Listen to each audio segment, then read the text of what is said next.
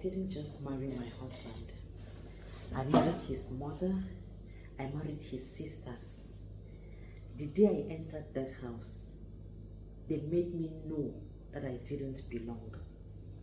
The first day my mother-in-law saw me, she looked at me from head to toe, and she smiled. That smile that tells you you're not welcome. That smile that doesn't say you're welcome. The smile that measures you. The whole thing started small. My mother-in-law would correct me on every little thing. How I cooked, how I cleaned, even to how I dressed and how I talked to my husband. And his sisters, they didn't even try to pretend. They didn't even hide it. They would sit and talk about me in my presence and laugh and mock me. Every time I complained to my husband about all these things that were happening, he would just tell me, that's how they are. Just take them like that. The same response every time. Then I knew I was on my own. One afternoon, I cooked for the whole family. You know, when you put in your all, you give in your all. I cooked. After serving the food, we all were eating.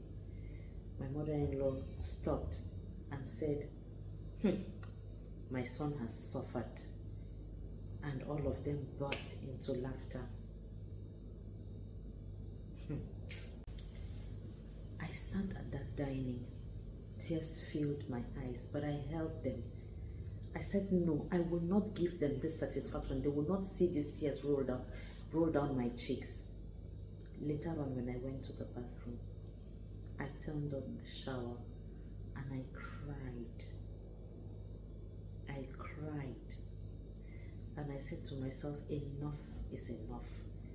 I have to stop trying to win them over. So I decided that I was going to stop explaining myself, stop apologizing. In all of this, they thought I was weak, but they didn't know I was learning their language, the one they were speaking to me. And sooner, I was going to speak it and speak it fluently. So the first thing I did, the first language I learned was to stop waking up early, like I always did, so I could prepare breakfast. So one morning, Mama woke up and she called me. Why is breakfast not yet ready? And calmly I told her, Mama, you have daughters. Everybody froze. His sisters were looking at me like they could barely recognize me. And I didn't bother.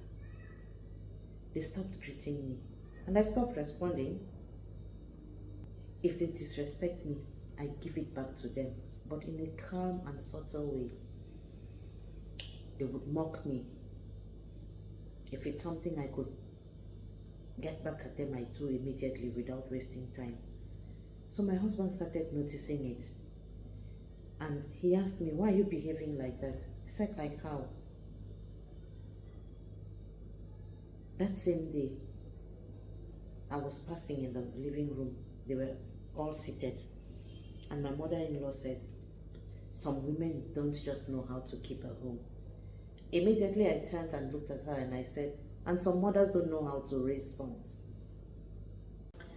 That was the day I poured fuel in the fire. Total chaos. The mother-in-law was ranting, the sisters were shouting. And where was my husband in all of this? Quiet. He sat quiet. He didn't utter a word. So I told them, you called me weak. I am not difficult. I just stopped being convenient. You taught me a language. Now I have learned it and I am very fluent in it. The next morning I woke up. I walked into the kitchen. Do you know what I saw? All the pots